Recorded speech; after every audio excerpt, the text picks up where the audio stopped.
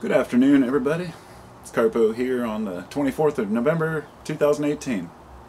It's a beautiful day in Portland, and, well, probably. I'm assuming it's right over the bridge. It's probably beautiful there, too. I'm in Vancouver, so I always say Portland, but I thought that today I would just make a quick video this morning. It's something that, when I'm pacing around doing things during the day, you know, I have these thoughts in my head that I want to share, and most of the time I don't make a video about it, but this one was about expectations and change as we grow, and our expectation that we're going to remain the same and be consistent within our thoughts throughout our life.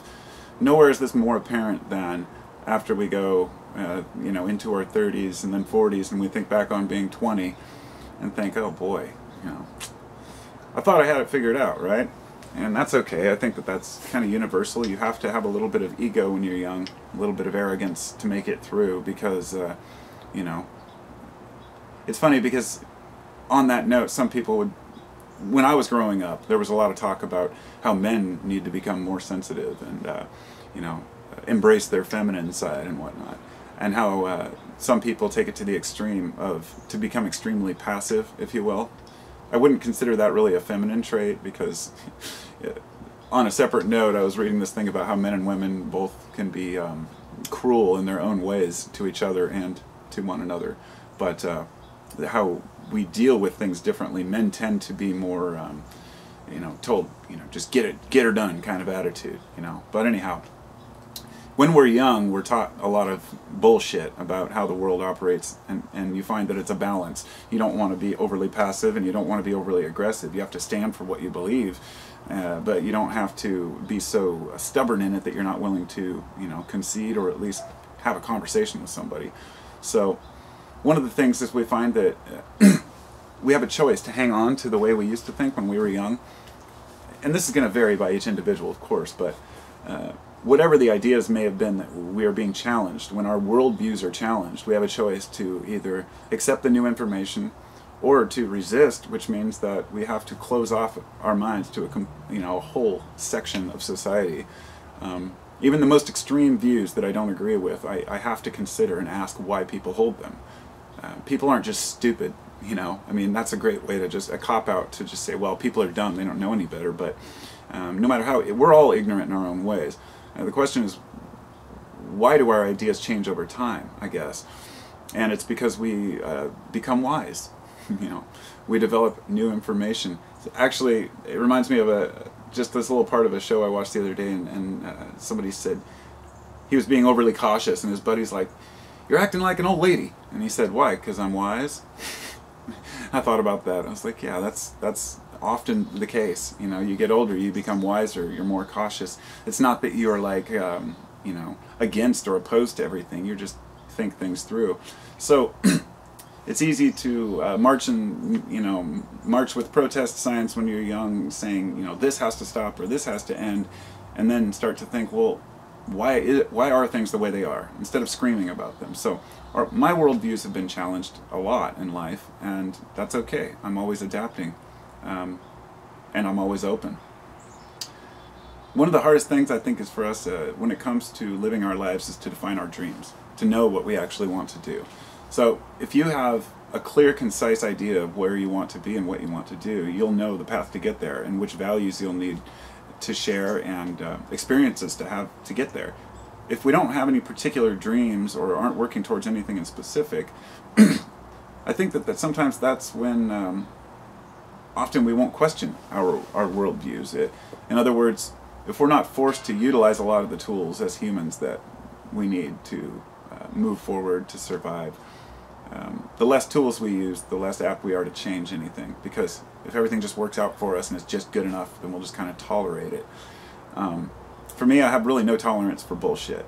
It's one of the things that, it's just something about who I am. I mean, I'm a caring, compassionate person, and as long as a person has good integrity, you know, then regardless of what their worldviews are, I have no problem having a civil discussion, because there's always something we can agree on. But when it comes to bullshit, I think it's important that we do call that out. And the hardest part is calling bullshit on ourselves. especially for things we used to believe when we were younger. One note I'd like to point out, somewhat related to this, is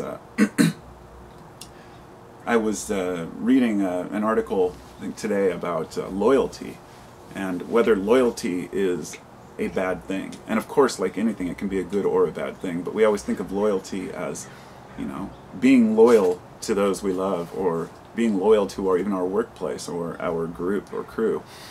It only becomes a problem if we are so loyal that we're willing to support our group, family, or whatnot, doing things that we know are wrong. I guess a good example person would say you should be loyal to your family members. And let's just say you find out that one of your relatives, did something horrendous. Now, if they just stole something, you're not going to turn them into the cops, of course. But what if they did something so horrendous that you would never allow that to happen in your world? And no matter who they are, you're like, this person should not be walking out on the streets, At that point, turning your own relatives in would be considered, one of the worst things you could do, and disloyal. But you're being loyal to your truth, to your values.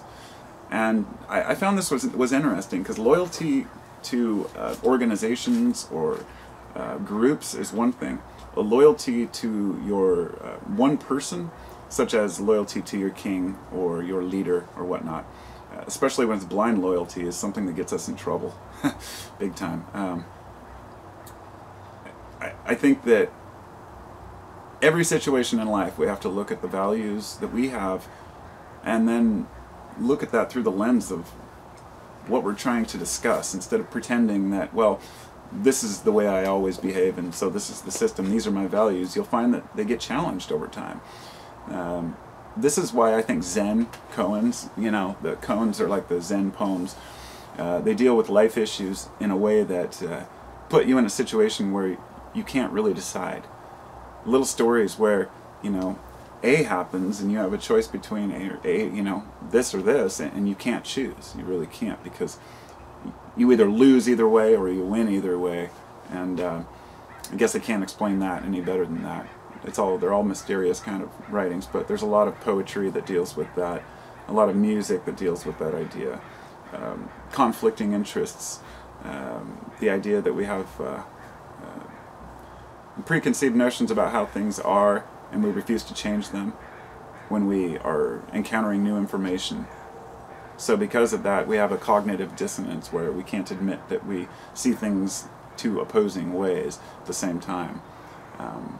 So anyhow, that's just my little ramble this morning about this loyalty and honesty and expectation of continuity, if you will. The idea that we think that life's going to keep going. And for all you young ones out there, if you're in your 20s or younger, there will be a lot of changes coming down, and you should expect that. You should hope that that happens, because it's my thought that if you are still holding the same ideas as when you're 40 as you did when you were 20, I believe you've missed something, because I don't think anybody who is young has developed enough wisdom to know whether what they believe is really right or wrong. We can go by our feelings and our intuition. I'm not saying young people are ignorant or dumb in any way. Believe me, I was a pretty smart kid, and my kids are pretty smart kids, and a lot of the kids I meet today are very highly intelligent and capable. But all of that capability and intelligence pales in comparison to learning the lessons we do through wisdom. This is why getting older to me is it's just getting better. Constantly gaining new insights into things. And it's exciting. It should be exciting to say, wow, things are this way? Oh, I thought they were this way. The only time it becomes a problem is when we're so attached to our ideas that they become who we are. And this is why we all have a discussion with certain people who, the minute you disagree with them, they'll instantly take it as a personal insult. And they say, why do you disagree with everything? Or why can't you just admit this, or just let me have my own opinion on this when it's a factual issue that has a yes or no answer. But the whole idea is to never get wrapped up in the ideas. Don't become the ideas. At that point, then you have dogma, and this is why religions argue among each other and within their own groups. Nobody can come to a consensus on what's real and what's not. So the best we can do is listen to ideas and say, cool, I think this. Peace and love. Talk to y'all later. Have a wonderful day.